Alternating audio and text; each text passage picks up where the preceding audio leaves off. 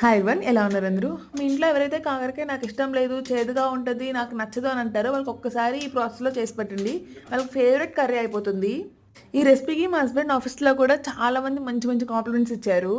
ముందుగా కాకరకాయలు నీట్గా వాష్ చేసుకొని రౌండ్గా కట్ చేసి పెట్టుకోవాలి. నేనైతే సీడ్స్ తీసేసాను, మీరు కావాలంటే సీడ్స్తో పాటుగా కర్రీ చేసుకోవచ్చు.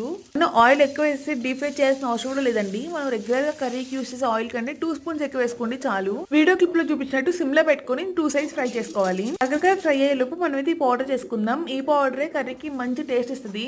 ఈ పౌడర్ నేను యూస్ చేసిన అయితే శనగపప్పు, ఎండు కొబ్బరి, కారం, అలాగే వెల్లుల్లిపాయలు ఇవన్నీ చక్కగా పౌడర్ చేసుకోండి. చూసారు కదా కాకరకాయలు 2 సైడ్స్ ఎంత మంచిగా ఫ్రై అయిపోయాయో. ఇంకా ఎక్స్ట్రా ఆయిల్ కూడా వేయొద్దు. సేమ్ ఆయిల్లోనే తాలింపులు, కొంచెం పసుపు, ఆనియన్స్ వేసుకొని బాగా ఫ్రై చేసుకోవాలి. ఆనియన్స్ బాగా ఫ్రై అయ్యాక మనం ఈ కాకరకాయ ముక్కలు అలాగే మనం చేసుకున్న పౌడర్ వేసుకొని కొంచెం సేపు ఒక 2 to 3 minutes ఫ్రై చేసుకోవాలి అంతే. కర్రీ టేస్ట్ అయితే చాలా అంటే చాలా బాగుంటుంది. ట్రస్ట్ మీ, మీరు ఒకసారి ట్రై చేయండి. మీకు నచ్చకపోతే మళ్ళీ వచ్చి ఈ వీడియో కింద కమెంట్ చేయండి నాకు నచ్చలేదు అని. నేను రికమెండ్ చేసేది అయితే ఈ కర్రీ కాంబినేషన్గా మజ్జిగ పులుసు చేసుకోండి. ఎంత యమ్మీగా ఉంటుందో చెప్పలేను. చాలామంది ఈ కర్రీని ఆయిల్ ఎక్కువ వేసి డీప్ ఫ్రై చేయాలన్న ఉద్దేశంతో అవాయిడ్ చేస్తూ ఉంటారు చేయకుండా. బట్ ఈ ప్రాసెస్ చేయండి, ఆయిల్ తక్కువతో చాలా ఎమ్మీగా ఉంటుంది. Thank you.